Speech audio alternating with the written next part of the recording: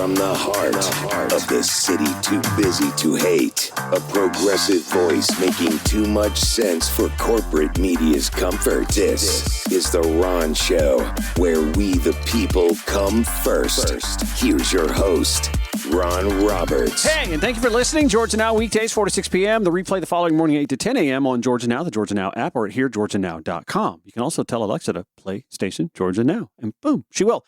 You can also, of course, catch this show weeknights 11 p.m. at Progressive Voices, or if you listen via podcast, hey, thanks for listening via podcast. From the Georgia Recorder, Ross Williams reporting. Georgia Senate Democrats unveiled a raft of proposed bills Tuesday that they say will protect Georgians from what they characterized as a rogue federal government using immigration enforcement to terrorize citizens. From my hometown of Augusta, Georgia, Senate Majority Leader Harold Jones said, as this regime has sought to build a wall against progress, the progress of achieving America's values and ideals, we must build a wall against Trump. And the legislation presented here today is a step towards protecting all of Georgia's citizens and making sure that we continue to pursue America's ideals and goals. Aaron Williams reporting, the bills seek to restrain the operations of U.S. Immigration and Customs Enforcement and the National Guard in Georgia. ICE, which is tasked with enforcing immigration laws, has been subject to increased scrutiny since sharply increasing the scale of its operations under the Trump administration. Obviously, Williams reporting, on January 7th, an ICE agent shot and killed 37-year-old Minneapolis resident Renee Good in her car, sparking widespread protests of the federal agency's tactics nationwide, including in Georgia. Incidentally, side note, we'll touch on this in a little bit. Immigrations and Customs Enforcement, apparently DHS wanted to build a massive 5,000 to 10,000 person facility, a holding facility in nearby Social Circle, Georgia, a town of about 5,000 people. And ICE hadn't even reached out to the city, by the way, to kick the tires on this. And the owner of the warehouse has signed a non-disclosure document that says he can't talk about any potential transactions for that property, lease or otherwise. So the city can't get answers from him. They found out from reporting at the Washington Post. That's how Social Circle, which would have to increase its water capacity for at least double, if not quadruple, the population of that town. They've not been informed. I mean, from you can't make this up files, right? City manager Eric Taylor from Social Circle will join the show to give us a little bit of background on this. How did this all come about? What's the latest? What's to happen? What could the city accommodate, if anything, on ICE's wish list? Also, I got to tell you, there is a story making the rounds. It's at Slate. I haven't paid for Slate, and I'm hesitant to do so. I might do so to give you the full story. I've actually reached out to the reporter, by the way. Her name is Laura Jadid. She is an easy Google search. You can find that she ain't crazy about ICE and Trump immigration policy. If you looked her up, she wanted to find out what it was like to apply to be an ICE agent. And she found out pretty quickly, really easy. And why won't they stop calling me? They really want me to come in and help. Ugh. The flyby to the seat of the pants DHS with cosplay Barbie Kristi Noem at the helm. And then we found out that Renee Good's father was a Trump supporter and that Trump had some nice, I guess, words or a little change in tone upon learning that Renee Good's father was a Trump supporter. Because after all, it's all about fealty to that man. Anyway, let's get back to what Georgia Senate Democrats wanted to do yesterday. Stone Mountain Democratic Senator Kim Jackson's Senate Bill 389, I'm reading again from Ross Williams reporting at the Georgia Recorder, requires ICE agents to display badges and bans them from wearing face coverings while on duty other than for medical or safety reasons or while conducting covert operations. Senator Jackson yesterday at the Capitol steps indoors. To be clear, on its surface, in terms of policy, my colleagues on the other side of the aisle should agree with us. It's good policy for us to say that you can't bring in a National Guard without the governor's sign off. In fact, they have a Republican governor. They ought to trust him. It's good policy. It's good policy to say that for our public safety, you should unmask ICE. It's good policy to say that certain places are protected, that sanctuaries exist, that places where children are being dropped in all should be protected. That's good policy. The problem is the path to the governor's desk is not about policy, it's about politics. And my colleagues on the other side of the aisle are beholden to a man in the White House who does not care about good policy and does not care about people. So we understand that the road to the governor's desk is quite limited, that path is narrow, but we also stand here and hope that common sense and good policy might persuade a few of our colleagues on the other side of the aisle Only takes a few. to stand up and to resist and to be a part of good policy making on behalf of the good people of Georgia. Senate Majority Leader Harold Jones is there. Obviously, I mentioned him before. Senator Sheikh Rahman as well as Senator Josh McLaurin, who is running for lieutenant governor on the primary ballot in 2026. He spoke as well. Last year, Trump passed a budget that put tens of billions of dollars into ICE recruitment and detention facility construction. As a side note, that's why 4 million people are losing their health care.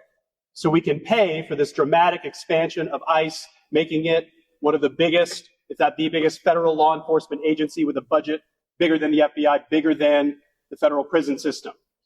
And they are rushing to deport as many people as possible, so much so that they offer tens of thousands in signing bonuses to people who are unqualified, untrained, and in some cases probably couldn't get a job as a police officer. Am I right? So these people have become rogue agents and thugs, these ICE officials, who think that they can act with utter lawlessness and face no consequences. We have seen ICE detain, arrest U.S. citizens without charge. We have seen ICE raid an apartment building in Chicago at night and zip-tie children. We have seen ICE physically assault people who are just protesting or lawfully observing, and we just saw in Minneapolis ICE murder Renee Good. We've all seen the video. Obviously, the officer did what he was not trained to do, which is step in front of the car, escalate when there was no need to escalate, to a woman who said, "I'm not mad at you," and then to kill her in broad daylight and let her die. So it's physical assault, it's false imprisonment, it's murder. Y'all probably agree with me. Those are violations of the United States Constitution. That's right. And there's two things I want to do with the bill I'm introducing. That's SB 397, which creates a civil cause of action against federal officials who violate constitutional rights. Now, that's lawyer speak for accountability and deterrence. When ICE overreaches, they need to face real accountability in courts of law. Yes. That's right. But accountability is not necessarily justice, because Renee Good will not get justice, and there's no way to give her justice. Real justice is making sure this never happens in the first place. That's right. So it may be no surprise to you that police officers, both local and state, A, have better training, but B, they check themselves before they act, because they know that if they violate constitutional rights, they may face personal liability for their overreach. ICE does not currently face that threat in Georgia, which means they know that if they act unchecked, nothing will happen to them. A personal lawsuit against ICE agents under Georgia law is essential to deterring ICE agents from ever committing these crimes in the first place.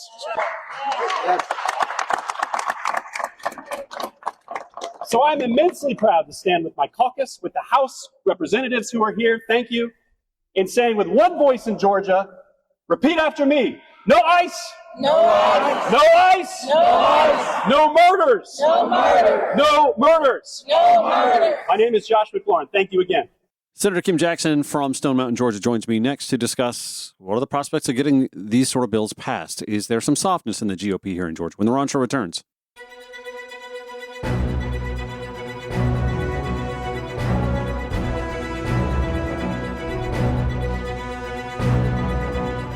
Senator Kim Jackson joins us from her office beside the state capitol. Powerful words yesterday and a powerful statement, but let's talk brass tack. Is there any softness in the GOP to listen to what Democrats are saying when it comes to immigrations and customs enforcement and wearing masks and battering rams at doors and this, that, and the other? You know, unfortunately, they did a kind of counter protest or counter press conference right after ours, and it was clear that the GOP has no interest in trying to help Georgia citizens address this issue. After seeing the chaos in Minnesota, you would think that there would be a handful, 2, 3. I mean, how many do you just need a few to sort of realize that this isn't the America we grew up being taught about in schools. Yeah, I mean, and I would hope, I suspect that privately there are some members of the GOP who were, kind of shaking their head and saying this is not okay. But right now, the GOP is just stuck in this posture of having to follow after Trump. And I say stuck. They are making a choice to stay in this posture, following after Trump and staying in line. So I'm hopeful that maybe somebody will break ranks and say, hey, this is not the kind of country I want to live in. It's not the kind of Georgia we want to live on. I mean, right now, my phones are ringing off the hook because I've got people in Clarkston, which is the city I represent, that has a high refugee population. Yes. They're getting reports of ICE being there. And so people are panicked and they're calling our office saying, what do we do? Is it true? Is ICE here? Like, the amount of panic and fear that's being spread as a result of these mass vigilantes running the streets is awful. Well, and let's add to that, because I know that your district covers, some areas of Stone Mountain. Like there's a heavy African population there as well. I don't know so much about like Somali numbers, but like Somali protective status is being targeted now by the Trump administration. The demonization has been off the charts in recent weeks since the Nick Shirley expose. I use air quotes because it's a 3-year-old story that he's just kind of doing a flyby over.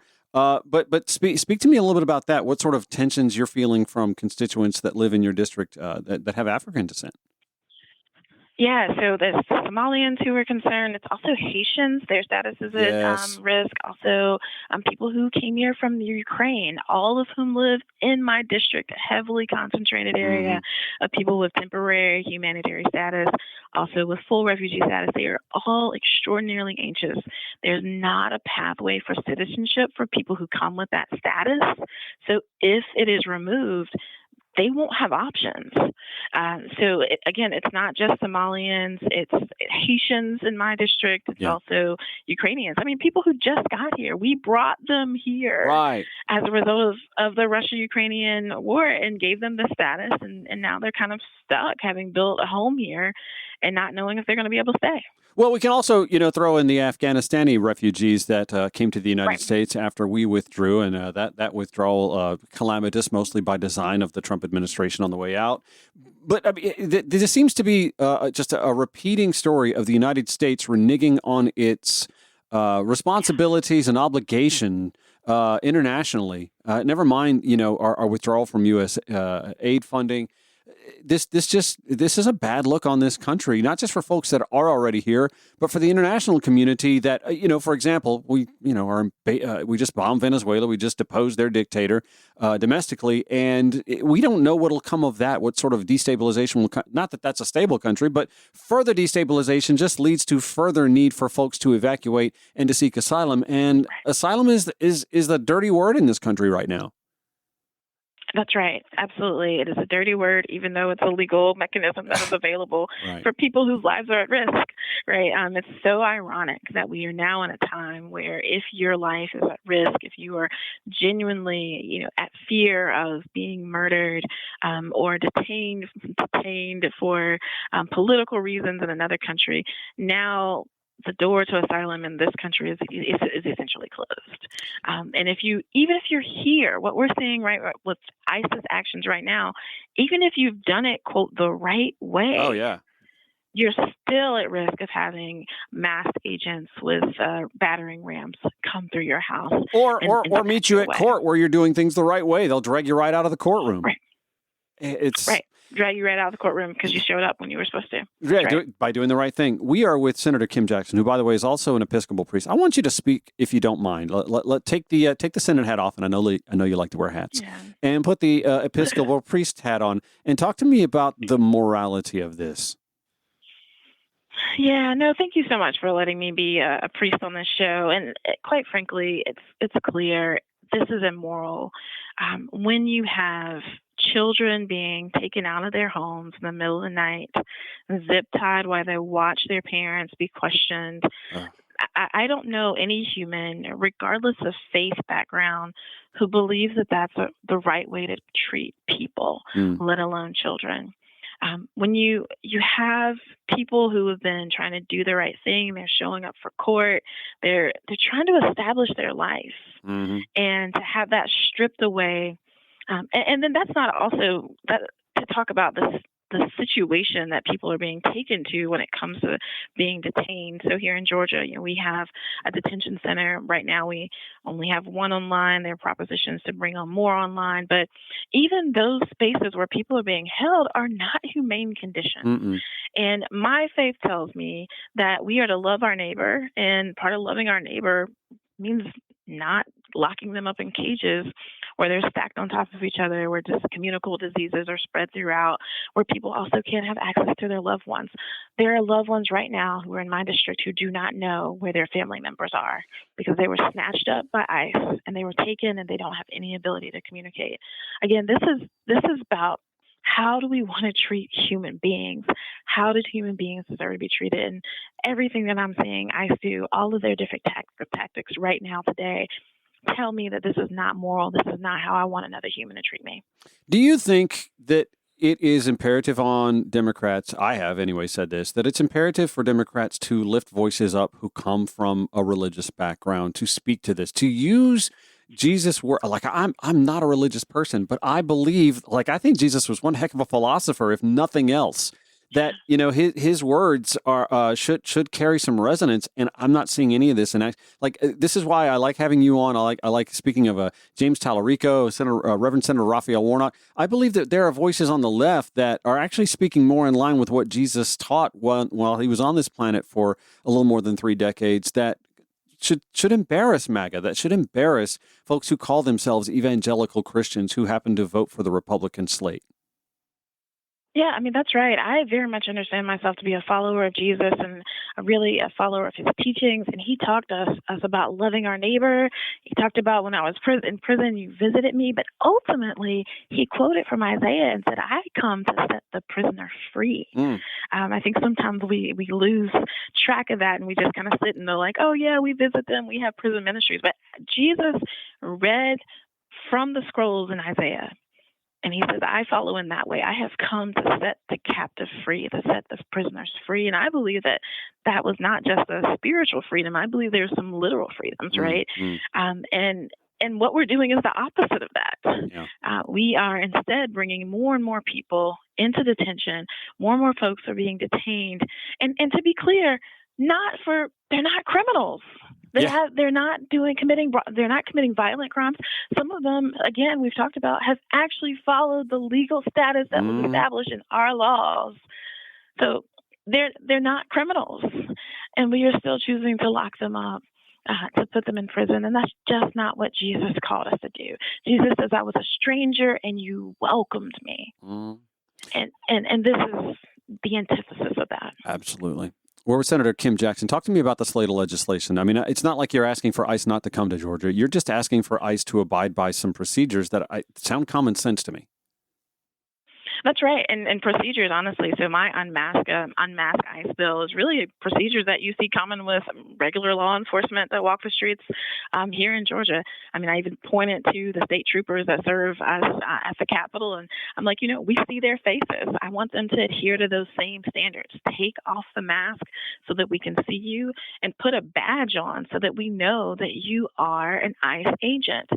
Listen, Ron, I'm from the South. I am from a place with a history of having masked people come through the night and steal people away. Hooded. We have a legacy of that. Yeah, right. Hooded people, yeah. right? Mm-hmm. Right.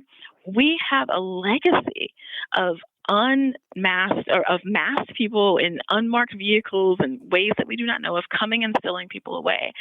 Militia still exists in Georgia. There are still huge factions, hopefully not as huge as they once were, of people who fundamentally believe that because they are, born a certain way and live a certain way, that they have a right to come and steal other people away. So we need to know that if it's actually truly an ICE agent who is knocking on the door, we need to be able to see a badge and a face that we can identify to know for sure that it's actually not just a vigilante who's decided to take justice in their own hands and is going to go about yet another lynching, which, again, I come from the South, which has a history of this type of behavior, right?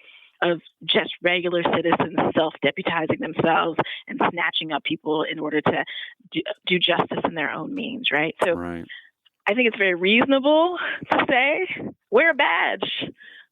Tell us that you're ICE and show your face. I mean, from the party that has insisted on photo identification to vote and didn't want us wearing masks in the throes of the COVID pandemic, this just seems to be walking in line with their own logic. I know. It's so ironic. It's so ironic. Yeah. And, you know, I had a legislator who's a former police officer say, well, you know, it's for their safety. And, you know, you don't understand that every different police operation has different standards. And I'm just like, listen, the DeKalb's finest, which I represent, the finest police of DeKalb County, even when they go in and do a SWAT raid, and yes, they have on all the technical gear and the helmets, but when it's all done, they take that stuff off and drink a cup of water. And we can see their faces, and they have a name on the badge. Yeah. Yeah. Even when they're dealing with some of the most heinous, most difficult scenes, they show their faces. Yeah. And that's what we're asking for ICE.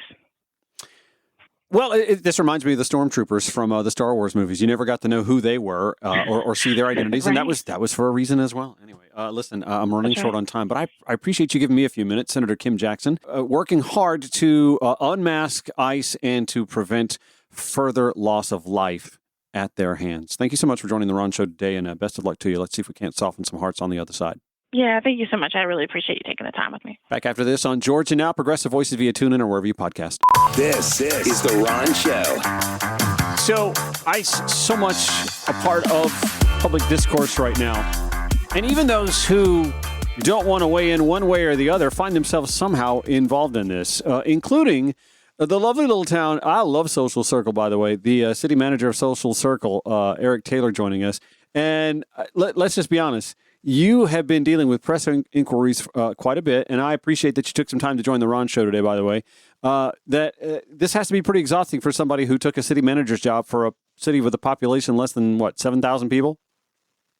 Yeah, we have a population of about 5,000 people. Yeah. One of those aspects that comes with the job. Well, yeah, but I mean, you don't expect a press inquiry, onslaught from national media all over the country wanting to know, why Social Circle is rebuking ICE. But go ahead and clarify. This is not like a political statement or a political stand that your town is making. This is about logistics, right? Yeah, I mean, we're not making a political statement at all, and we're not trying to take a position on this one way or the other. Our issue is that we found out about the potential of an ICE detention facility being located in our town. We found out about it through the Washington Post, and to this day, to this very second, we have not had any conversation with anybody from the federal government or anybody with building ownership. So you're telling me that you guys weren't even aware until the Washington Post reported on DHS's intent to target a warehouse in Social Circle for such a facility? That is correct. And that is consistent with all of the cities that were named in that article. Oh, have you guys joined a group chat on this? I have not, but other parties are in conversations with other jurisdictions. Talk to me about the warehouse building, what you know of it to be able to answer these questions. The plans for holding 5,000 to 10,000 people, by the way, doubling, if not quadrupling the population of Social Circle at any given point in time. Is this warehouse big enough to comfortably accommodate 5,000 to 10,000 people? I can't speak to what makes a warehouse comfortable. They are not built for human habitation. Yeah.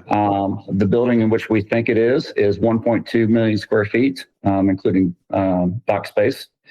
It is a building that does not yet have a certificate of occupancy. It just ended its construction phase, within the last couple of months to have a certificate of completion.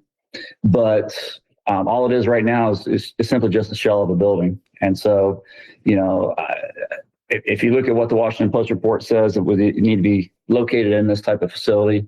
You've got beds, you've got administrative space, you've got kitchen areas, you've got bathrooms, you've got showers, you've got law libraries, you got recreation areas. I can't speak to what an appropriate size facility is, other than generally speaking, warehouses are not built for this type of use. Right. What sort of, if any, blowback has the city received from just taking a position or releasing a statement saying, we didn't know about this until the Washington Post reported to us, and we don't see the feasibility? What sort of blowback, if any, has the City Hall received from this? No, we haven't received any blowback at all. Okay. That's encouraging. I mean, you never know when you're gonna in today's reactionary cycle. Twitter X platform can blow up. Oh, why is Social Circle anti-Trump? Yada yada yada. That's actually a breath of fresh air in this environment. Yeah, no, our mayor and city council, they've made a public statement that they do not support this, and they do not support it because of its location. It's 4,000 feet from an elementary school. Oh, wow. Yep. I mean, we have, at any given time, 2, maybe 3 police officers on duty at a time. I don't know what kind of medical calls would be expected from a facility that has, 10,000 beds in it, but I would expect that medical calls to increase dramatically. Our closest hospitals, with 2 hospitals, are 20 minutes away, and that is with sirens blaring and lights flashing. But our biggest issue is we do not have the plumbing and water infrastructure to support this. Yeah, and that's not a quick turnaround either. Forgive me for not knowing this. Does Social Circle have like a water sewage system, full water sewage system?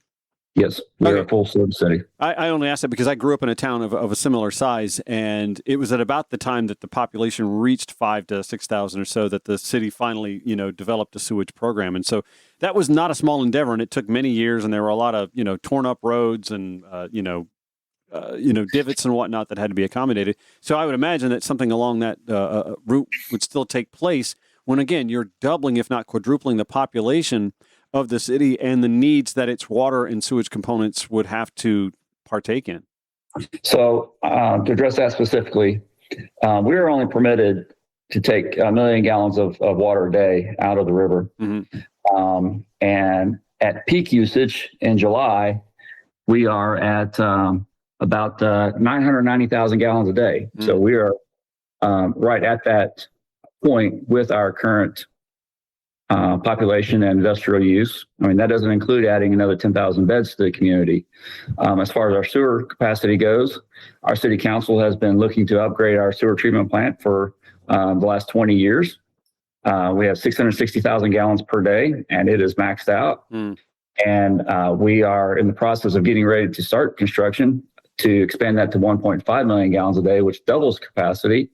And so, if you get tripling the population, you're looking at potentially having that maxed out before we even move forward with any construction of it. Understood. This sounds like a logistical nightmare that cannot be rectified in a matter of weeks or months or however fast. It is an engineering and feasibility. If they were to come along and say, okay, we'll magically wave magic wand and say we'll go from 1 million gallons of permit to 5 million gallons, It's not that easy.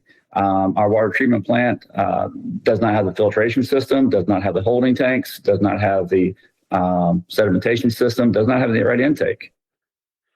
So what happens now? I mean, is this the final word? Did the mayor and council give the final word, or do you guys anticipate that you'll hear from DHS about this? As of yet, you've not heard from them at all on a plan that you learned from the Washington Post.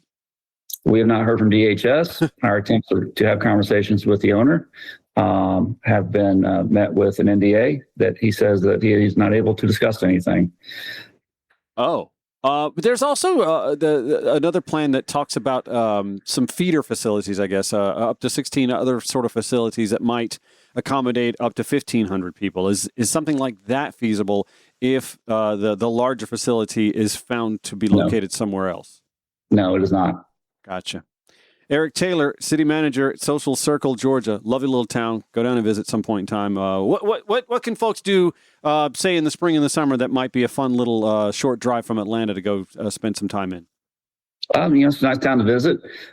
We have Hard Labor Creek State Park's not very far away. Yeah. A lot of nice little shops, business district, and a lot of good restaurants. I have driven I-20 a lot of times in my life. I lived outside of Augusta and come to Atlanta all the time for games and whatnot. I've never gone to Hard Labor State Park, but tell me what's there that's worth the visit. There's a lake. There's hiking trails. Okay. Say no more. I can take the bike down there and get some. Absolutely. They have a lot of trails there. Good deal. Eric Taylor, Social Circle City Manager. Thanks for your time on the Ron Show today. I appreciate it. Thank you. Having made that drive on I-20, that corridor, so many times, I've seen the sign for Hard Labor State Park. It just doesn't sound like the kind of state park you'd want to stop. Hard Labor. It's Hard Labor Creek, by the way. It doesn't sound like the kind of place that you would want to stop at. But no, it actually sounds quite lovely. And I'm a big advocate of the Georgia State Park system. There doesn't seem to be a bad one I've ever been to. I would tell you that the hidden gem that nobody or not enough people go to, but I'm okay with that too, Cloudland Canyon State Park in the very northwest corner. But if you don't mind, I'd like to get back to the fly by the seat of their pants, pulled from their conceptualization, where they're having conversations about what they want to do, but not reaching out to local or state officials or doing their due diligence on the sort of things that you heard the city manager say, yeah, that ain't feasible. Even the drawn back feeder facility. Yeah, that ain't feasible either. Social Circle can't handle that.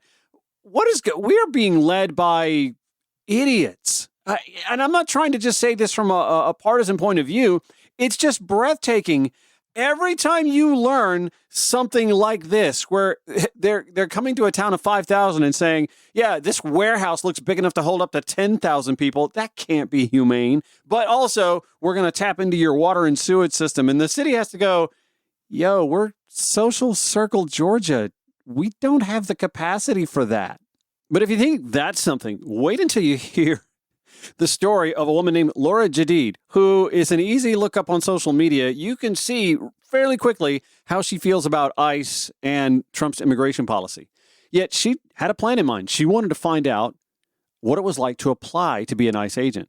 And to her surprise, she found out you could only half-ass do it and wind up with them breathing heavy down your neck to join. I'll give you that story when the Ron Show returns. Ugh. It's Georgia Now, Progressive Voices via TuneIn, or thank you for listening if you do so wherever you podcast.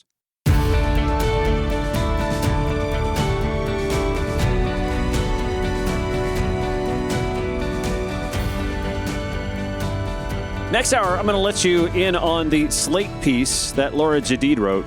She is an easy Google. You can find out that she is anti-ICE, anti-draconian immigration policy, et cetera, and so on. And yet she applied for an ICE position and was stunned at how easy it was without much background done on her to join their ranks. I'll share that story. Plus, Governor Brian Kemp earlier today rolled out his wish list, how he'd like to tap into the $14 billion state surplus to work on infrastructure projects. Remember yesterday I talked about, wouldn't it be great if we'd start talking about rail or mass transit? No. Maybe graveling dirt roads. It's not far off with his 20th century wish list. But I want to go to a story. Since we're talking about ICE and ICE recruitment and the sort of folks that are drawn by ICE recruitment, this story that PBS NewsHour did is surely one of the reasons why MAGAs do not like public broadcasting. Take a listen to this story. This is PBS NewsHour anchor Amna Nawaz with the story, or at least the introduction of it. Just weeks into the new year, the Trump administration has surged ICE agents to American cities, overthrown a foreign head of state, threatened a military takeover of Greenland, and rewritten the history of January 6th. All those indisputable facts, right? We're all on the same page here, right, MAGA? You cannot argue that those are all things that are happening in real time. As Liz Landers reports, the administration has rolled out a campaign across departments that draws on images and ideas borrowed from right-wing and white nationalist circles. From the U.S. Department of Labor, a message. One homeland, one people, one heritage. Remember who you are, American. It's spooky. It's a video that appears to be part of a campaign now ramping up to sell the administration's efforts to the American people. The white ones. For example, calling on potential ICE recruits to, quote, defend the homeland from outsiders while featuring heroic images of white men, often from a bygone era. Yeah. Then there's this tweet from Friday, an ICE recruitment ad featuring the turn of phrase, "We'll have our home again," plastered over an image of a man on horseback and a stealth bomber flying in the distance. That's a reference to the song "We'll Have Our Home Again," a white supremacist anthem favored by the Proud Boys. Now, before you get to hear that anthem, do you remember this from the 2024 presidential debates? But are you willing tonight to condemn white supremacists and militia groups and to say that they need to stand down and not add to the violence in a number of these cities, as we saw in Kenosha and as we've seen in Portland. Sure, Are you I'm willing prepared to to do specifically that, but do it? Well, go ahead, sir. I would say almost everything I see is from the left wing, not from the right wing. So what are you saying? I'm willing to do anything. I want to see peace. Then do it, sir. Say it. Do it. Say Peace. it. Do you want to call him? What do you want to call him? Give me a name. Give me a White name. supremacists and Who would white you like me to condemn? supremacists and right Proud militia. Boys, stand back and stand by. Not stand down, stand back, stand by, ... until he's back in office. And then hit it, DJ. Oh my God, we'll have our home again. My God, we'll have our home. Another image tells supporters to, quote, trust the plan, the slogan of the right-wing conspiracy theory known as QAnon, which posits there's a global cabal of pedophiles and deep state actors trafficking children, and that Trump is fighting it. Fighting its release. It's also a movement heavily involved in the insurrection on January 6, 2021.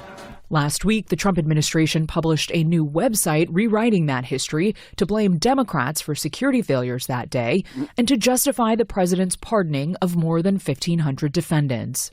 Weighing in on another era, last week President Trump also sat for a lengthy interview with the New York Times. He was asked about the civil rights movement and told reporters that while the landmark legislation did some good things, he said, quote, it also hurt a lot of people that deserve to go to a college or deserve to get a job or were unable to get a job. So it was a reverse discrimination. Without evidence. A day later, Trump supporter and billionaire Elon Musk wrote 100 above this message on X, which read in part, quote, if white men become a minority, we will be slaughtered. What? White solidarity is the only way to survive. That's not even a dog whistle, y'all. That is a hunting beagle's horn. That's known as the Great Replacement Theory, popular in white nationalist circles that falsely claims the white population is being intentionally replaced by non-whites. And then this today, Reuters reporting, Simon Lewis, Humaira Pamuk. President Donald Trump's administration is suspending processing for immigrant visas for applications from 75 countries. A State Department spokesperson said on Wednesday as part of Washington's intensifying immigration crackdown. The pause, which will impact applicants from countries including Somalia, Iran, Afghanistan, Russia as well, Yemen, Thailand, and Brazil, will begin January 21st. That is a week from today. It does not affect visitor visas. This statement, the State Department will use its longstanding authority to deem ineligible potential immigrants who would become a public charge on the United States and exploit the generosity of the American people. That from Tommy Pigott, principal, that's Pigott, not bigot, Pigott, principal deputy spokesperson at the State Department. Immigration visa processing from these 75 countries will be paused while the State Department reassesses immigration processing procedures to prevent the entry of foreign nationals who would take welfare and public benefits. This is classist. This is not just racist. Oh, okay, Russia has white people. I get it. This is classist as well. Give me your tired, give me your poor, your huddled masses. You might as well sandblast that off the Statue of Liberty because we don't mean it anymore. Back to Reuters reporting again. Simon Lewis, Humaira Pamuk reporting. This administration has proven itself to have the most anti-legal immigration agenda in American history, said David Beyer, Cato Institute's Director of Immigration Studies and the Sells Foundation Chair in Immigration Policy. He said that in a statement. He continued, this action will ban nearly half of all legal immigrants to the United States, turning away about 315,000 legal immigrants over the next year alone. Trump recaptured the White House, promising record levels of deportations, saying it was needed after years of high levels of illegal immigration under his Democratic predecessor, Joe Biden. The State Department has revoked more than 100,000 visas. Revoked. Visas that were granted legally since Trump took office. The administration has also adopted a stricter policy on granting visas, with tightened social media vetting and expanded screening. They also point out that back in November, Trump had vowed to permanently pause migration from all third world countries, following a shooting near the White House by an Afghan national that killed a National Guard member. A National Guard member who, by the way, was so young, she could not have been a police officer. She could not have worked in law enforcement as she was being tasked to do after joining the National Guard. in the streets of Washington, D.C., not old enough in her home state of West Virginia to work in law enforcement, but tasked with doing so inexplicably through the National Guard at Donald Trump's request, wearing military garb, an open target in the streets of Washington for someone who wished to do ill will towards anyone wearing fatigues. Meanwhile, CNN reporting that Donald Trump took to Truth Social to say that anything less than America's control of Greenland is unacceptable. We're going to find ourselves leaving NATO. It wouldn't stun me if in this presidency we find ourselves evicting the United Nations.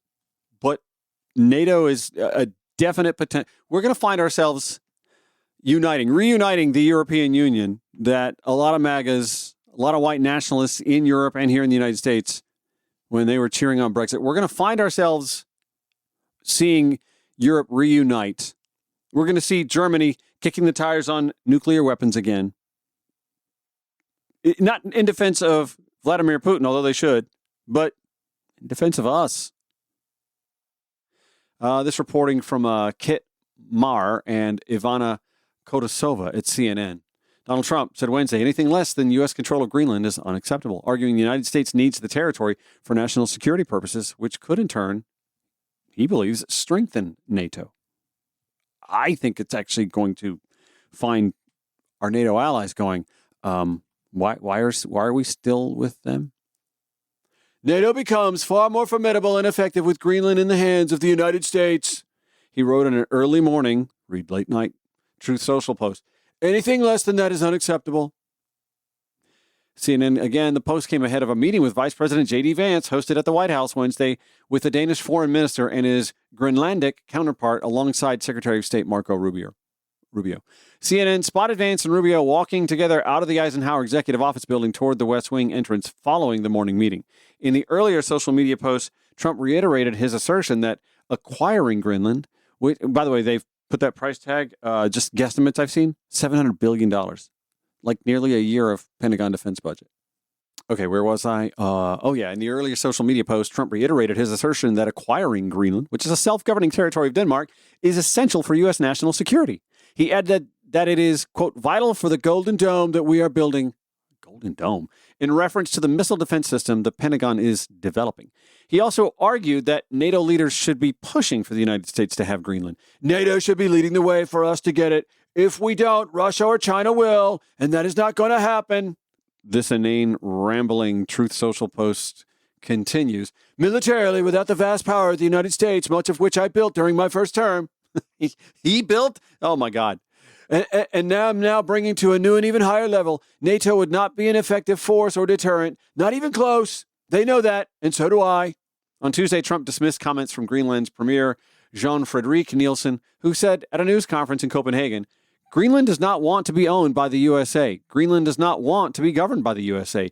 Greenland will not be part of the USA. We choose the Greenland we know today, which is part of the Kingdom of Denmark. What was Trump's response? That's their problem. I disagree with him.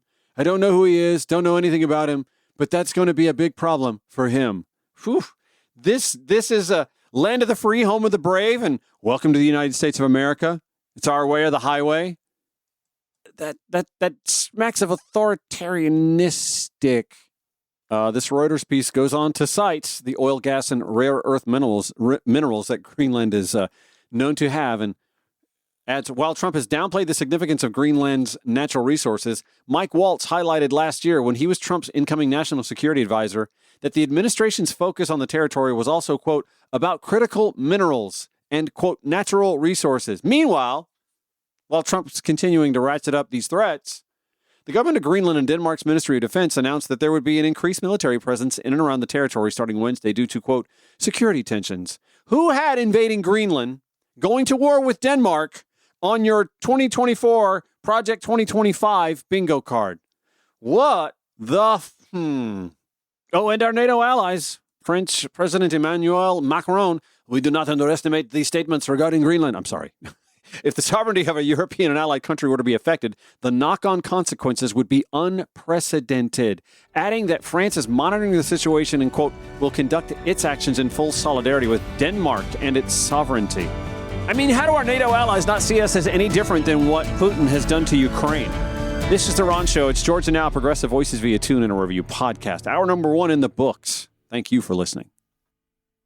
From the heart of the city too busy to hate, a progressive voice making too much sense for corporate media's comfort. This is The Ron Show, where we the people come first. Here's your host, Ron Roberts. If you listened yesterday, you may recall I said something along the lines. In fact, I went off on this dreamy tangent where there was word that, Brian Kemp's looking to spend a little bit of that government surplus. Georgia's sitting on like a $14+ billion surplus in funds to do some things to bring Georgia into the 21st century. I thought maybe because, Brian has been a little forward-thinking, a little progressive maybe, when it comes to green energy and electric vehicle manufacturing, sort of, in defiance or in the face of Trump's drill, baby, drill, turn back the clock era. Trump dismantling windmill farm projects off on the Atlantic coast because, those are bad for not the environment, not really for birds. Oh, the oil companies. Yes. I thought literally, like when I heard that Brian Kemp was set to unveil a package of infrastructure programs tapping into the government's surplus, I was like, is this where Brian Kemp, who is term limited out, who is thinking to the future, who wants to put his stamp, his name on something that will last a long time, might actually think, this is my chance. I can do something sort of forward thinking that'll last a long time. It's a little more Forrest Gump than Brian Kemp. I apologize. I haven't done Brian in a long time on this show, so give me time and I'll hone in on it. Nonetheless, I thought this would be something that would stamp his legacy. Could you imagine if we were, on a high-speed rail line from, say, Athens? This is germane to the point. From Athens to Atlanta, connecting Bulldog fans to the SEC championship game venue at Mercedes-Benz Stadium in Atlanta, or let alone people who live in Atlanta who have kids that want to go to school at UGA but don't want to pay for the housing and the food and all. I mean, it's expensive. That's almost the books are another highway travesty, but still, the housing and the food is pretty expensive. It's almost expensive as the tuition, or at least it was when I went to college way back in the day.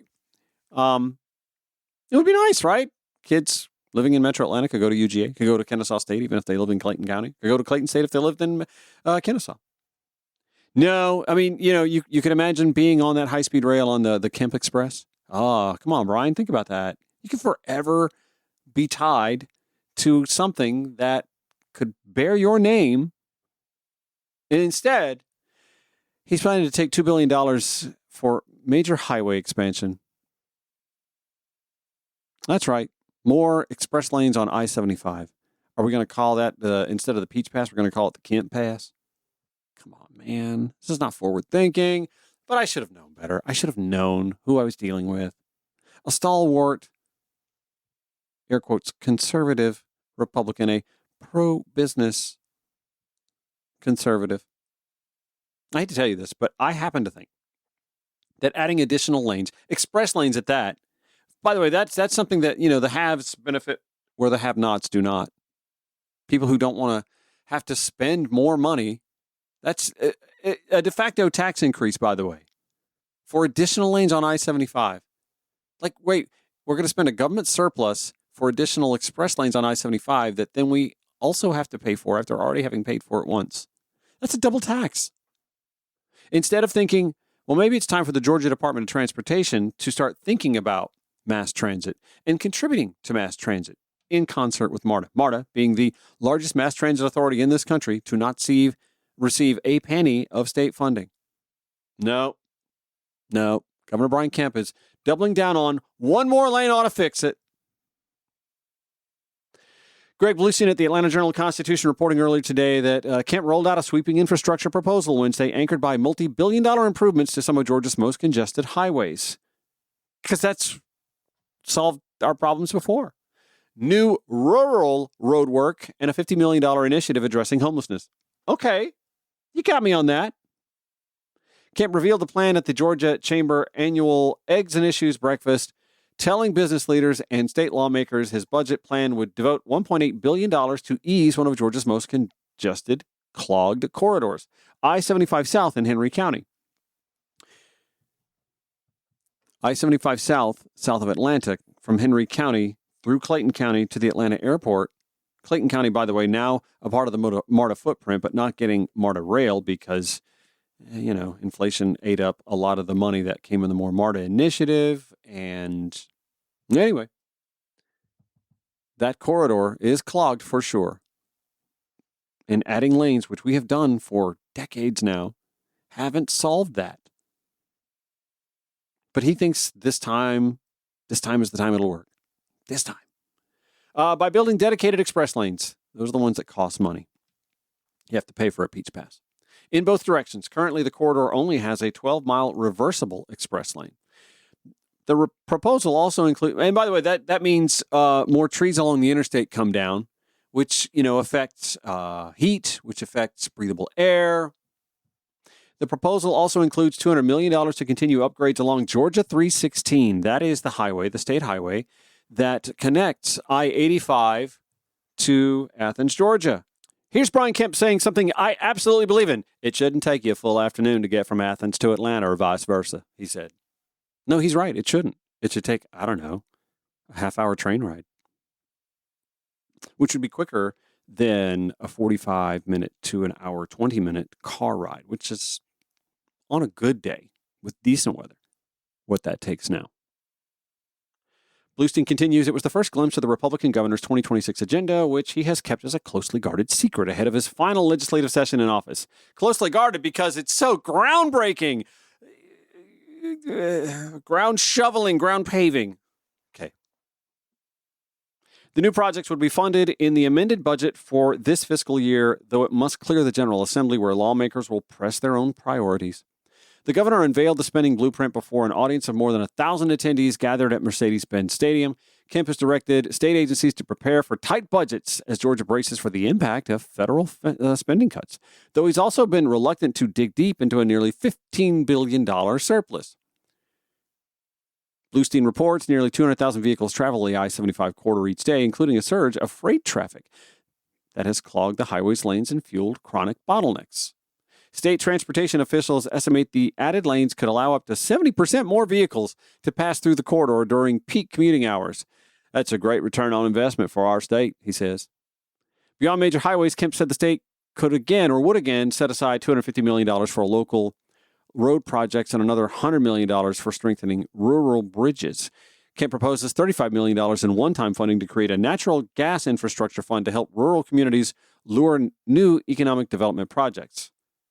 It's really hard to lure economic development projects, however, when employers are looking to go to states where the healthcare sector is strong. And Georgia's healthcare sector has been crumbling under his leadership. The state's reluctance to expand Medicaid, to accept federal funding to expand Medicaid at like a 10-to-1 ratio, federal funding-wise to state funding-wise. Hospitals in those same rural areas closing or shuttering things like labor and delivery centers. But we're going to throw how much was that? $35 million for the Natural Gas Infrastructure Fund to help those rural communities lure in new economic development projects, which I guess right now mean data centers. Do they need natural gas? Data centers and ICE detention facilities. Those seem to be all the rage right now. The one thing I do see from this that was like, oh, okay, here we go. He unveiled a $50 million homelessness response grant that would be paired with matching funds from local governments, nonprofit organizations, and private partners to address street-level homelessness in Atlanta and other urban areas. The grants would support emergency shelter, transitional housing, outreach teams, and wraparound services such as mental health care and substance abuse treatment. It is carefully designed to help those experiencing homelessness move to greater stability and economic mobility, he said. I guess I shouldn't mock his voice when he's doing something good there. Too late. I have said so many times on this show, as names are being added to the Democratic primary ticket for that very same office, it is incumbent, I believe, in my heart of hearts, it is incumbent. I have told some of these candidates, I think 5 of the 7 have come on the show. I have told these candidates it is incumbent upon us to present an alternative to another lane ought to fix it if you can afford to write on it after your state taxpayer dollars paid for it. There has to be an alternative to that. It ain't working. It ain't working. This is where, again, I will point out the one candidate that has spoken in concrete terms about transit expansion outside of another lane ought to do it is Representative Ruel Roman. But hey, it's early in the cycle. I mean, maybe at this point in time, we just saw this roll out. I was so excited. I really was. I was half-heartedly excited, if I'm being honest, when I heard that Brian Kemp wanted to tap into the reserves and,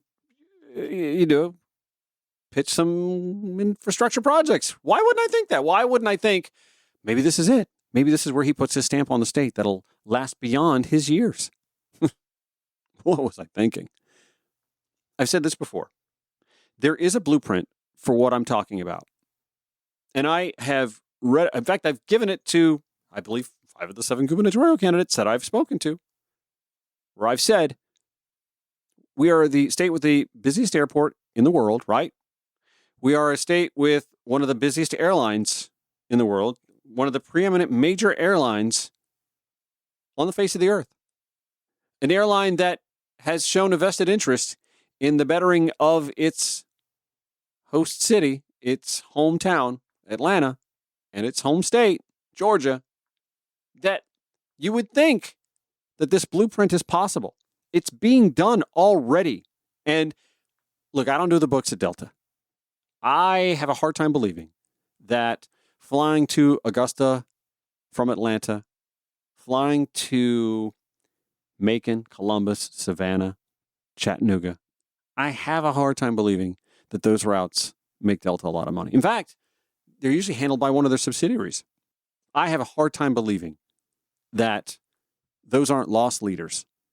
But I mean, what are you going to do when you live in a state and a country that doesn't have a passenger rail network yet? This is some of the forward thinking that I keep impressing upon Democrats to start embracing. Start embracing flying cars and whizzing trains. I mean, maybe not the flying cars part yet. I watched the Jetsons as a kid. We were promised flying cars. Where the hell are they? Let me read to you from openjaw.com. This was from February of last year. Canada's largest airline appears to be embracing a new business model, one that could be a game changer for passengers traveling in Eastern Canada. A consortium that includes Air Canada, the airline, last week was named the winner of a federal bid to build a high-speed rail line between Toronto and Quebec City, with trains that go up to 300 kilometers per hour. Don't ask me. But that's fast. The proposed high-frequency rail electric train network, it's not even going to use fossil fuels, is slated to run on nearly 1,000 kilometers of dedicated, mainly electrified tracks. Why would Air Canada do that? Folks would be taking a train instead of flying from Quebec City to Toronto. Air Canada might seem an unlikely partner, the article says, in a train system, but the airline is talking about an intercity rail network that would likely feed into existing airport hubs that Air Canada dominates. This journalist wrote about high-speed rail promises in Eastern Canada as a Toronto Star reporter in the 1980s. It's been talked about ad nauseum for decades, but this is a milestone that will transform how people move about in the crowded Toronto-Quebec City corridor. Crowded. One might reason that if intercity rail is coming, it would be wise for Air Canada to jump aboard the train rather than let someone else be the engineer. Oh, by the way, that reporter, his name is Jim Byers. Yeah, so anyway, I thought, here I was all pie in the sky optimistic, predetermining credit given to Brian Kemp that just was not to come to fruition. Because forward thinking is just not something that's in GOP DNA. Unless you're thinking authoritarianism, fascism, and white nationalism, then they're very forward thinking. And of course, I'm not putting that all at the footstep of one Brian Kemp. Still, though, the horns of disappointment from Price is Right. You hear it too, right? It's The Ron Show. Back after this.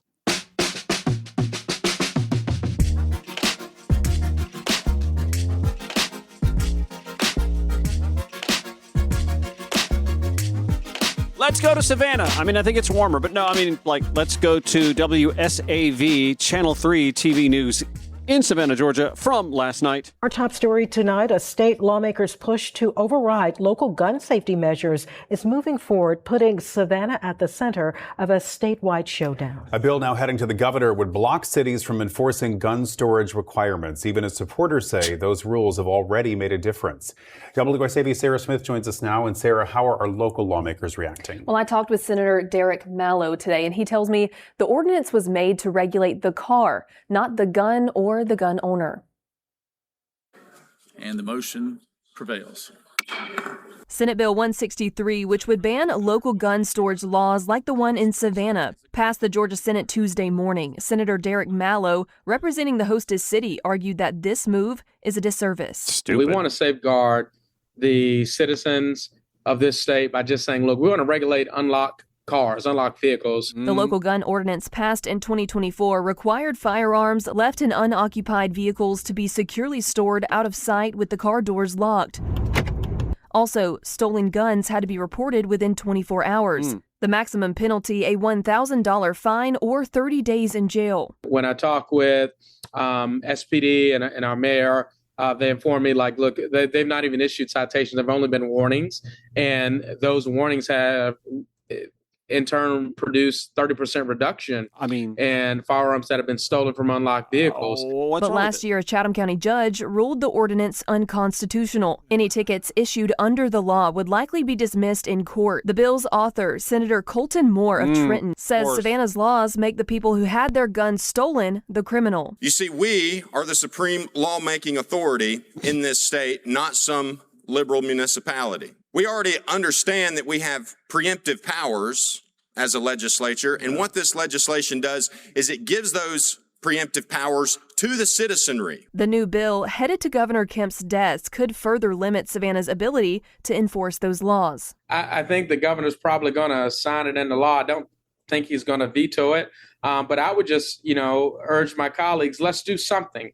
Let's do something on sensible gun storage. Forget it. Let's prevent tragic deaths from occurring from unsecured firearms. Forget it. It's not going to happen. Just today, Savannah Mayor Van Johnson said the ordinance was one of the many ways the city's trying to keep Savannah safe. Johnson also tells me, quote, "We're considering all options and we will continue doing everything we can to make sure our citizens are safe." Something that cannot be said about the current state of Republican Party politics. Gun aficionados, ammosexuals. I'm not saying that all gun aficionados are gun nuts, but those that are, they vote Republican. They vote steadfastly Republican, by and large. And their politicians tell us that this is about Second Amendment rights, et cetera, and so on. They also talk about how the overwhelming majority of gun owners are responsible gun owners. Well, okay, that's fine. Then this doesn't infringe on anybody's Second Amendment rights. It does, however, insist that there be some responsibility should someone not store their gun properly, locking it away so that some jackwad, some crackhead wouldn't see a gun out on the dash or in the car seat, or just breaks into the car and can easily find the gun stowed underneath the seat, but would be locked away. This prevents potential death. This prevents potential furthering of crime beyond the vehicle break-in. This is just it's just so nonsensical how we can't ask of the gun owner anything legally that coerces them to be a responsible gun owner. So the party of limited government, the party of no federal overreach, but hey, let's eat up that state overreach. If how did Colton call a liberal-run city, right? Let's rain down from Atlanta what should happen in Savannah, which is working in Savannah. By the way, this is why we are the nation that leads the world in unnecessary gun casualties.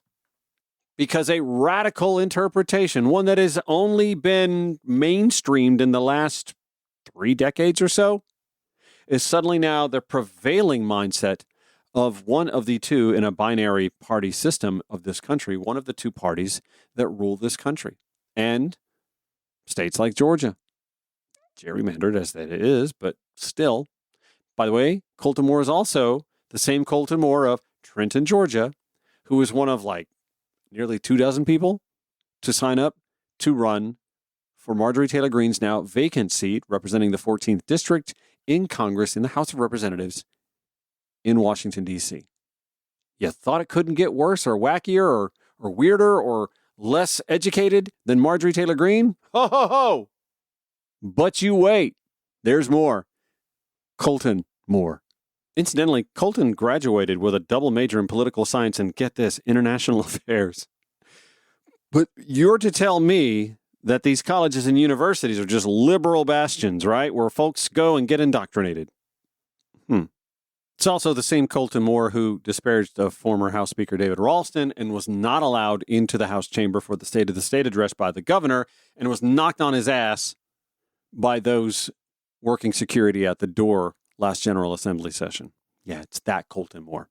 This is The Ron Show. It's Georgia Now, Progressive Voices via TuneIn or wherever you podcast. Thank you for listening. Back after this.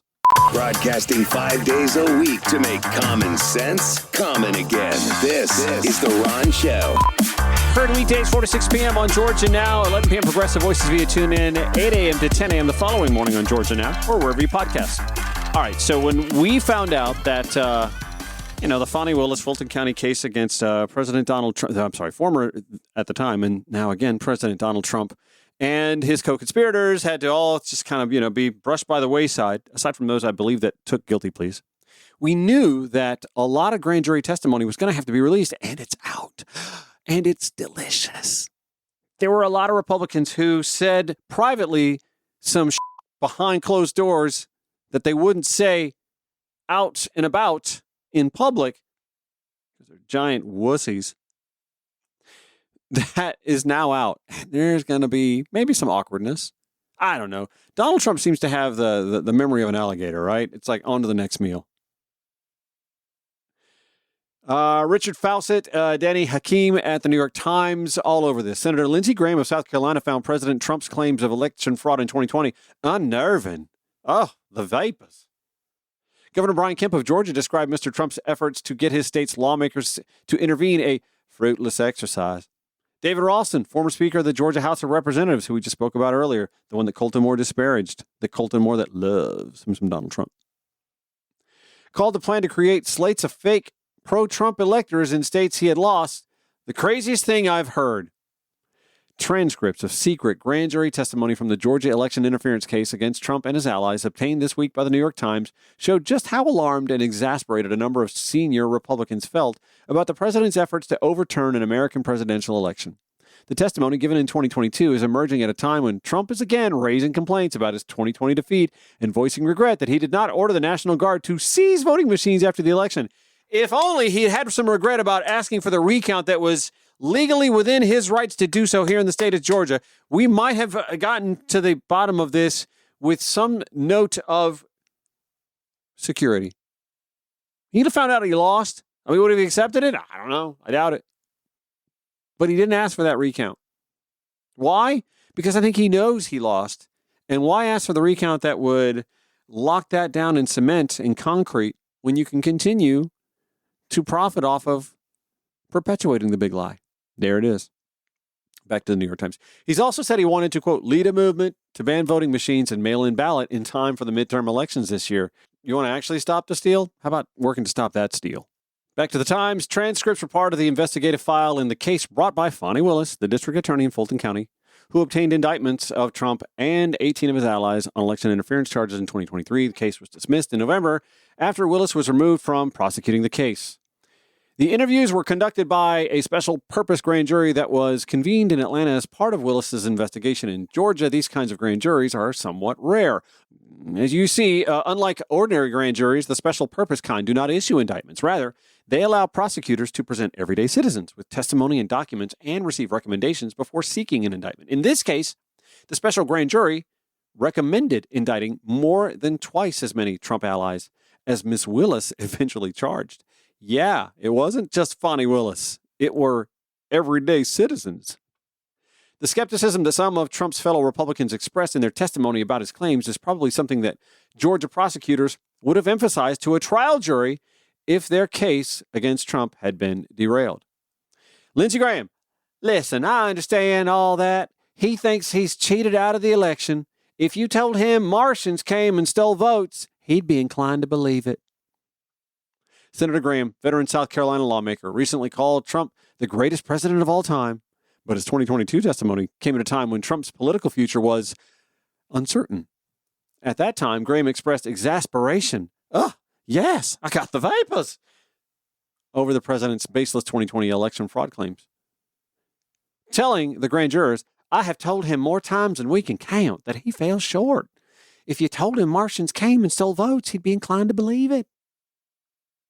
He called the Trump campaign's plan to enlist fake electors in swing states where the president had lost the election weird. I don't know what to tell you, just weird. He attributed Mr. Trump's 2020 defeat in Arizona not to fraud, as Mr. Trump and his allies claim, but rather to Trump's bashing of the state's longtime Senator John McCain. Oh, you think? You know, Lindsey and John McCain had a close friendship, right? And he said that weakness with suburban voters had hurt Trump in a number of swing states. The McCain effect in Arizona was real. And when you look through the suburbs in the states in question, you sort of had a common pattern where President Trump ran behind other Republicans. I was trying to convey that to him. I'm sorry he lost, but he lost it. David Ralston, powerful Georgia House Speaker from 2010 through 2022, testified a few months before his death. In December, the Times obtained and released a recording of the call Mr. Trump made to Ralston in late 2020, urging him to call a special session of the state's legislature to overturn Georgia's election results.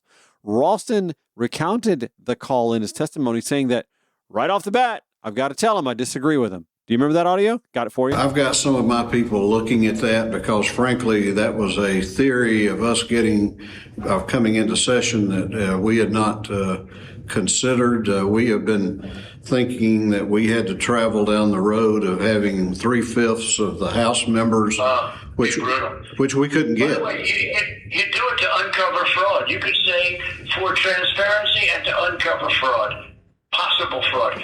So who's going to stop you for that? You know, it's like a federal judge. Back to the Times report, Ralston's testimony to the grand jury was, I said, Mr. President, I'm sure they've explained to you the two ways that we get to a special session in Georgia, and I don't see a path forward.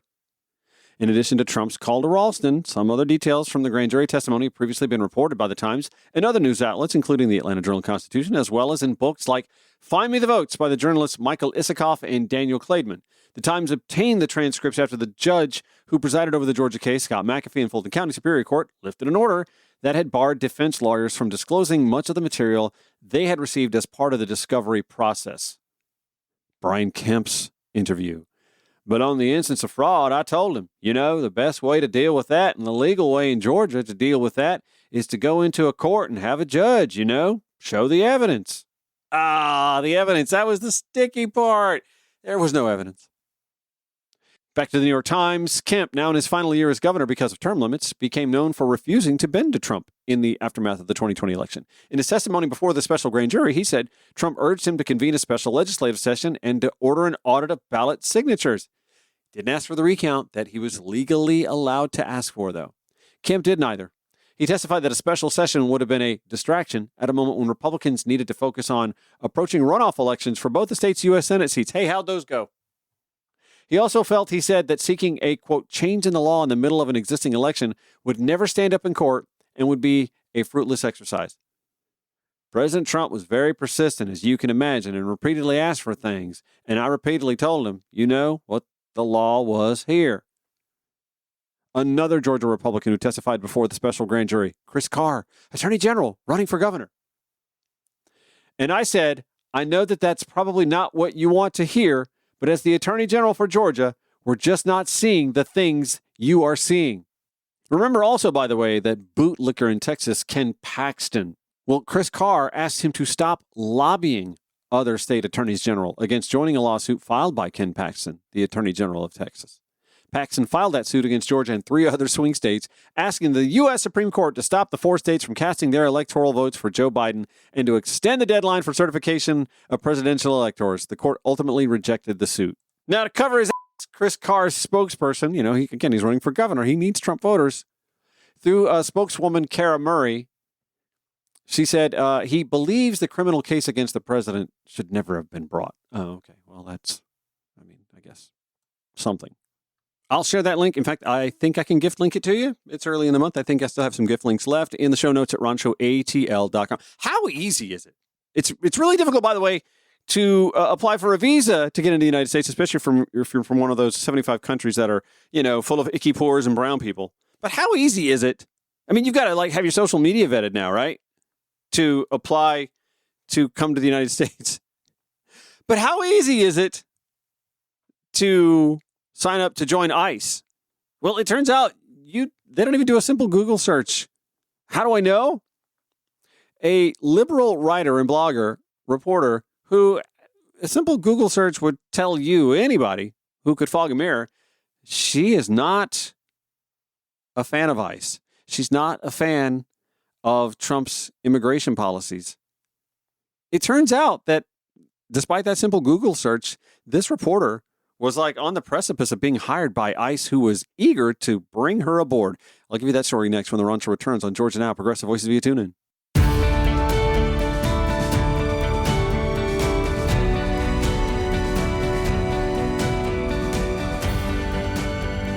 So far in today's show, we have covered ICE and its white nationalist, I wouldn't even call it dog whistling, I'd call it bugle hunting dog horning. Talked about efforts here in Georgia to unmask ICE, to make sure that they have identification on them. By the way, GOP House members are extending an olive branch, I guess, to House Democrats that at least now they'd like to have some funding for body cameras on ICE agents. That would prevent them from having to use their own cell phone and then switching it from the right hand to the left so that it frees up the right hand for the gun that they're going to use to shoot someone when not in harm's way. I pointed that out, right? Did you heard me yesterday talk about this, right? That's evidence enough that I think a grand jury would go, wait, why did you swap hands? Why did you swap the phone from your right hand to your left, which was the side that your gun was holstered on while you were at the side of the vehicle, not in front of the vehicle and not in harm's way? That seems a bit of a foreshadowing, right? So we've talked about ICE's white nationalist leanings when it comes to recruitment.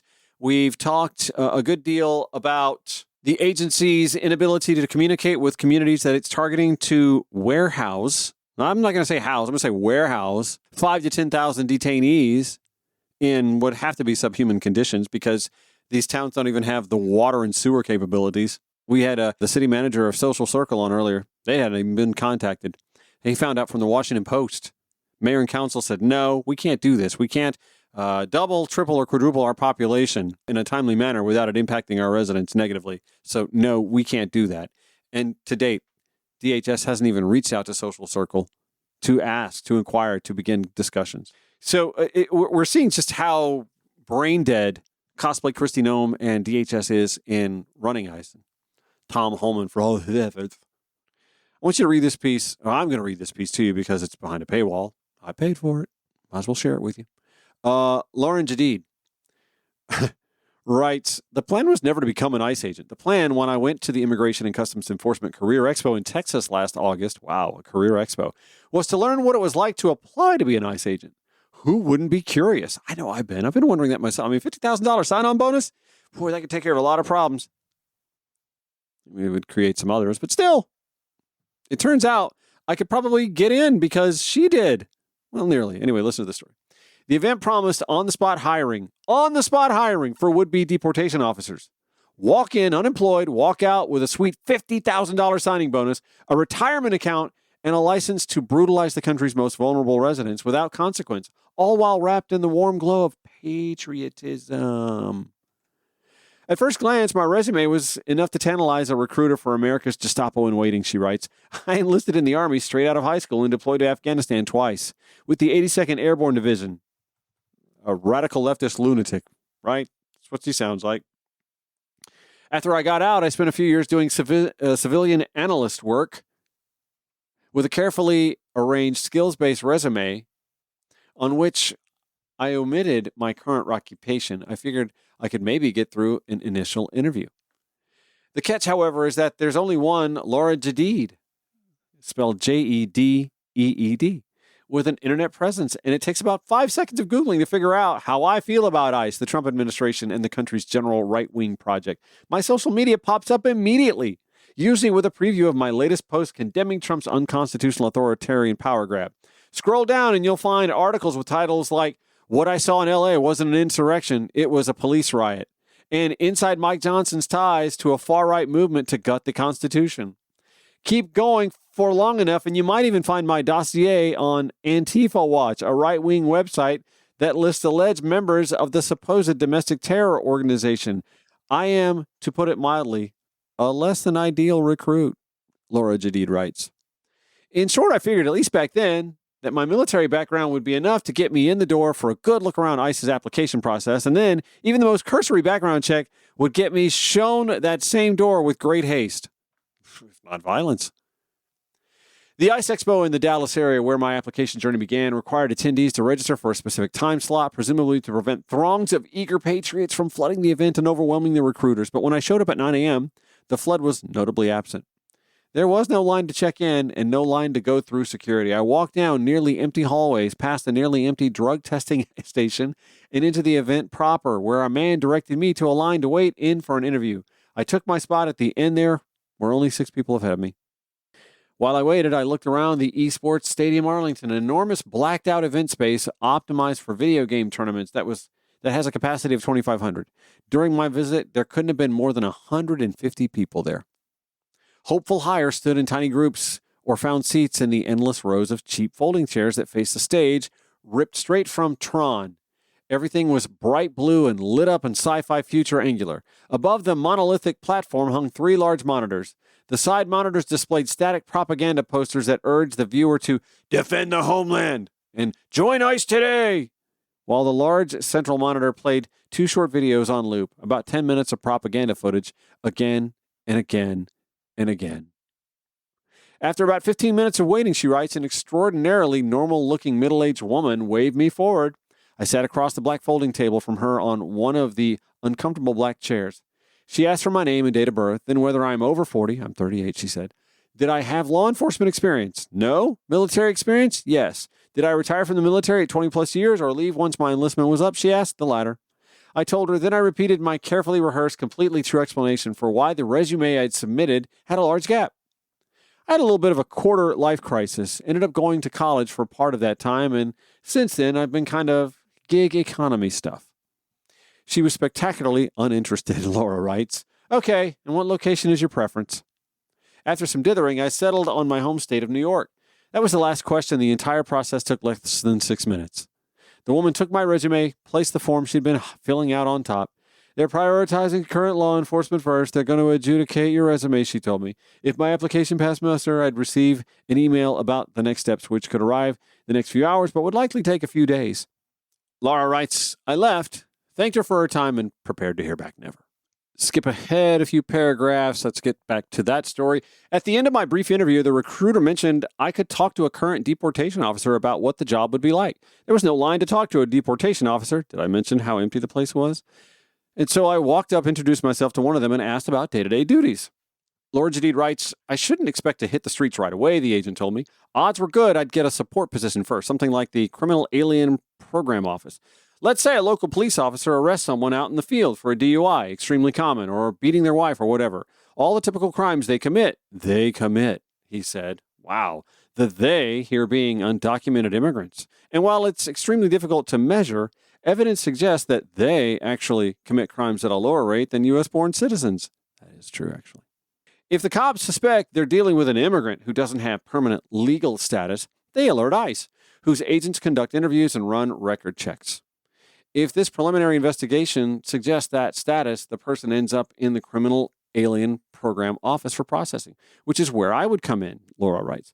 What you see on TV with us arresting people and doing all kinds of crazy things, that's maybe 10%. The other 90% is essentially doing a bunch of paperwork, the agent said. It takes a lot to remove somebody from the United States. Some people are subject to due process. Some people are subject to due process. This is comedic. Laura Jadid continues. The officer ran down other departments I might end up in. Prosecutions, removal coordination unit, or detention. The point being that I should not expect to be a badass street officer on day one. I have so many guys that come over to me. They're like, I'm going to put cuffs on somebody. I'm going to arrest somebody.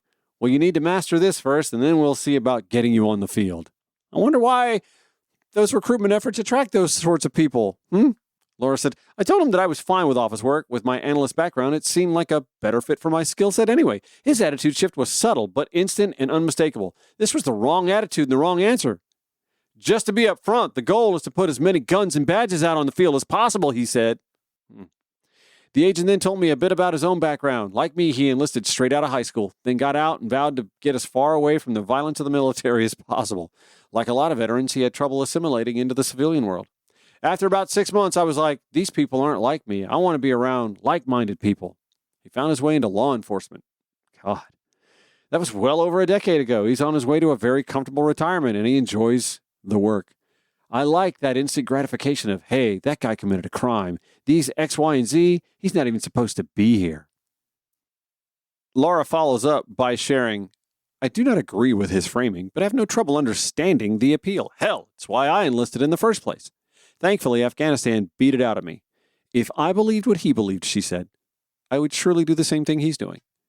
I thanked him for the information and time, shook his hand, took a seat on one of those uncomfortable folding chairs, had a few hours before my flight back to New York City, and it made more sense to hang out than to flee the building and get good and airport drunk, regardless of how desperately I would have preferred the latter. Instead, I settled into what everyone does at the DMV. Check my phone, people watch, aspiring officers fall broadly into these three categories. Thick-necked law enforcement types who look like they do steroids but don't know how to work out. Bearded spec ops wannabes who look like they take steroids and do know how to work out. And dorks. Pencil-necked misfits. I couldn't tell whether there were more white or Hispanic people waiting for their email, but it was close. A few black applicants rounded out the overwhelmingly male group. She said, I'd been sitting around for about an hour when the video suddenly stopped and a bearded man in a black suit stepped onto the stage. He did not introduce himself. We were, I gathered, supposed to already know who he was, but it became clear he's a senior agent of some sort. I figured it would be best if I break up the same video you've been watching for the last 4 hours, he said, and offered to answer any questions we might have. One person asked about work-life balance, which the agent said is possible, but not the route he's chosen. Someone else wanted to know about travel opportunities, and he talked about the many places he's gone as part of the job. Join ICE, see the world, or some liberal city. Fast forward to having missed an email, but finally getting it on September 3rd. Please note that this is a tentative offer only. Therefore, do not end your current employment.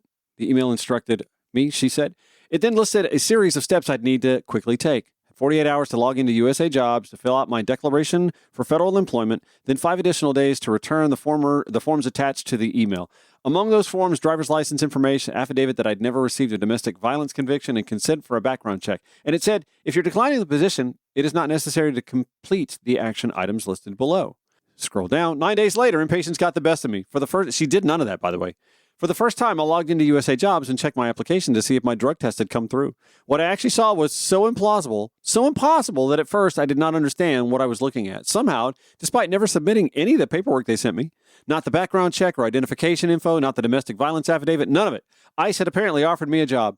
I clicked through to my application tracking page. They'd sent me my final offer on September 30th. It said, and I had allegedly accepted. Welcome to ICE. Your duty location is New York, New York. Your EOD was on Tuesday, September 30th, 2025. By all appearances, I was a deportation officer, she wrote. Without a single signature on agency paperwork, ICE had officially hired me.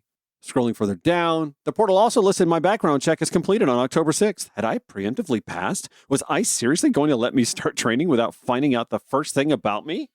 I reached out to ICE for an explanation, but never heard back.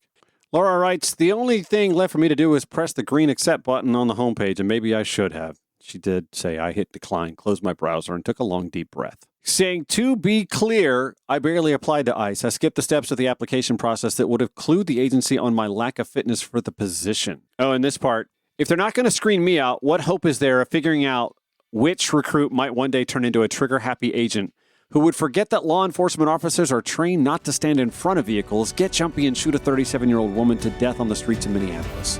Valid question. I'll include this link, there's the paywall, in the show notes at ronshowatl.com. That'll do it for the show today. Thanks so much for listening. Weekdays 4 to 6 p.m. on Georgia Now, 11 p.m. Progressive Voices via TuneIn, 8 to 10 a.m. on Georgia Now, the following weekday or wherever you podcast.